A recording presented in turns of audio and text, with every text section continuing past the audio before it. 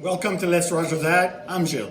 Usually this is a machining channel, but I'm into making all kinds of stuff. So this go around, I'm gonna make a honeycomb working panel for a X-Tool D1 Pro 10 watt laser.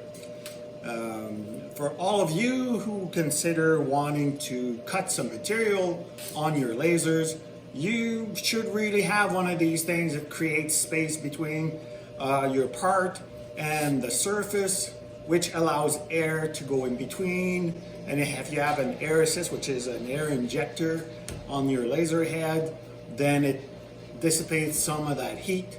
So therefore it actually reduces the amount of overburning from the laser head onto your part, especially on the underneath where some of that heat is usually trapped as the laser burns through your wooden parts.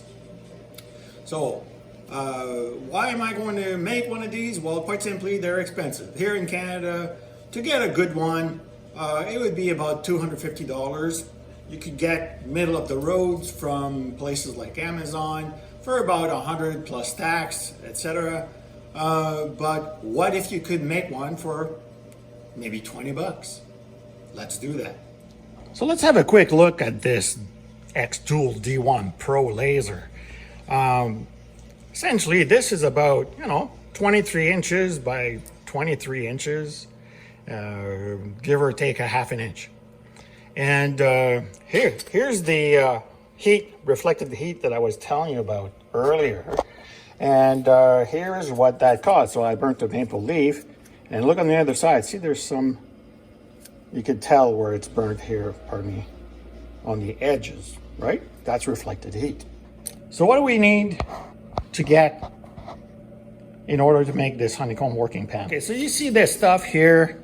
This is what this is, okay? It's welded hardware mesh. And so it's not as small as the honeycomb panels that you would get, but think about it. This cost me $17 at Home Depot here in Canada. Okay, and this is fairly heavy gauge, which means once you put it in place and get it straightened out, it'll hold whatever you're going to put on your laser without bending and whatnot. So you don't need something that's an inch thick. Now, the other thing you're going to need is a piece of wood. Now, you can buy a 1x1 piece of wood at Home Depot for about $5. Okay, so $17.5, we're at $22. We're still up ahead. Then you're really set to go. So you just have to make some simple cuts on the wood, make your frame the appropriate width, and I'll take you through that whole exercise. Now, before we get started on anything here, I'd like to give you a word of caution on safety. Please wear some eye protection and some gloves when you work with that mesh. It's very sharp. You have been cautioned. So here's some of the tools you'll need. Of course, you'll need a pencil, measuring tape, or a rule. Here's a stapler, that's really made for this stuff, and these are 1/2 inch staples. Something to cut the mesh, a marker, 4 screws to join the corners of the wood, and of course a screwdriver. And you'll need something to cut the wood. Okay, the width is 23 1/4, right? So that's right to the end. And then the depth is 23 1/2.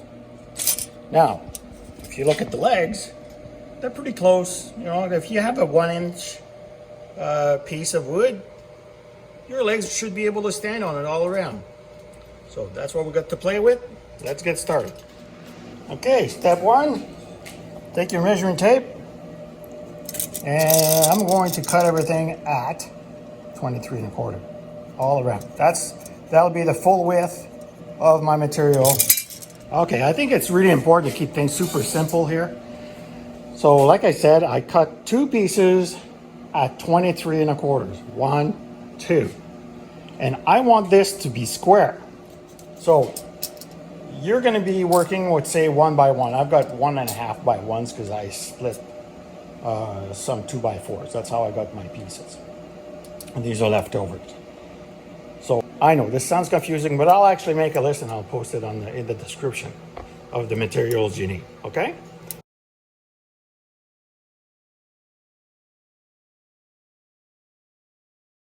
So I'm gonna cut 2 pieces at 20 1/4, and then I'll have a nice square. See you in a second. All right, now we have a square that's 23 1/4 inch all the way around. Now, by the way, if you do not own a saw and you go to Home Depot to buy your wood, just get them to cut those measurements that I'll have in the description for you. It'll make it so much easier. Now, as you can tell here I am set up and I've got things clamped down. Now, if you don't have clamps, it's all good. If you have a workspace, great, just do it. And so that you keep things nice and square. I've got a little square. I'm gonna do every corner one at a time, just to make sure things remain square. Now, if you don't want the wood to split, you'll have to pre-drill ahead of time. So let me actually, might as well show you that right now. Here's a drill.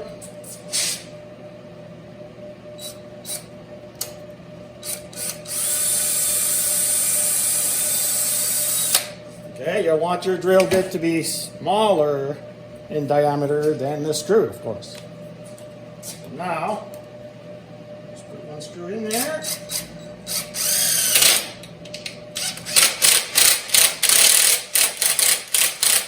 Done. So now I'll do the same thing on all 4 corners and the rest of the corners, and I'll see you in a minute. Now that we have our wood frame done, it's time to measure and cut this mesh. Okay, so we're gonna cut this at 23 inches, which is over here. I'm not sure if you can see this here. Yep. Okay, so we're here, and make sure you cut on the outside of the last square. So here, because this is 24 inches wide, we just have to take 2 little squares out. All right. So I'm gonna do the same thing lengthwise, and then I'm gonna cut this. So let me mark this, I'll be right back. Now this is part of the job that can really get you hurt. So make sure you wear your glasses and your gloves, okay? So quite simply, I could use any kind of cutters. This is what I'm choosing to use today. And you see it's not too hard. Now as you go, you'll have to peel up one side. And stay as close as you can to the grid, that way you don't get these sharp little knobbies sticking out. Okay, like over here, there's some, and I have to come back later and cut all those out, because I don't want to injure myself later on when manipulating this thing. So that's about it, right? Nothing too complicated here. Keep it simple.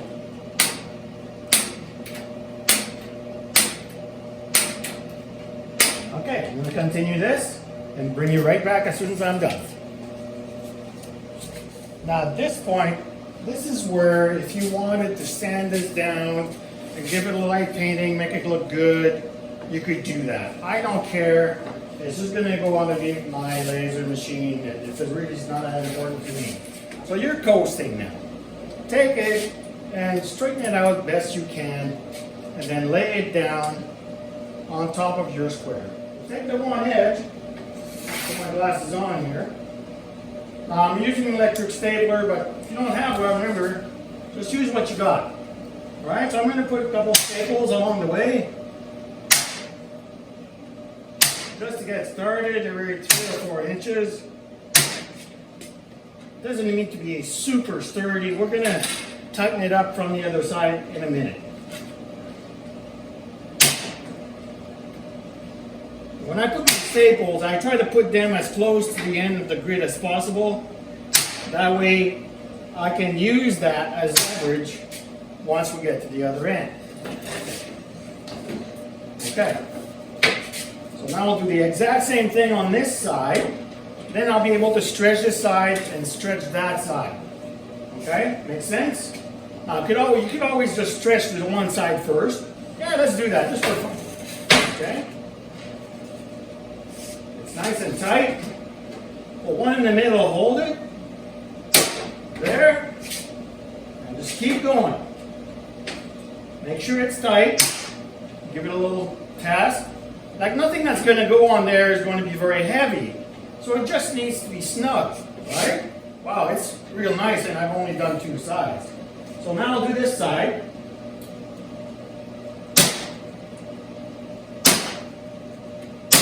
So now, we'll have a quick look. This should hold anything that I'm going to put on there, no problem at all. So we're done. So here you go.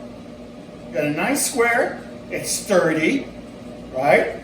And this doesn't need to hold carb. This is for light material that needs to be cut. That's going to go on here. So let me finish this up. We'll clean it up, and I'll put it underneath the laser and see how it goes. Let's look at this $22 working plate. Not too shabby, right? We look at the legs. They rest on the frame, so we don't lose any height. The straightness is pretty good, right? And it'll do the trick. Now remember, when you cut with your laser, you still need to have a protective plate underneath. Otherwise, whatever you saw underneath is gonna get scorched a little tiny bit. Okay, let's do a little test. We're gonna burn a circle.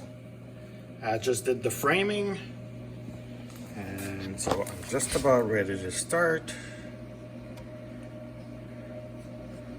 Okay, I've got my safety glasses on. Press start in the right corner. And now, this particular laser just needs me to press this button. So we'll see if there's any, burn mark residuals on the underside part. And that's what really we're looking for.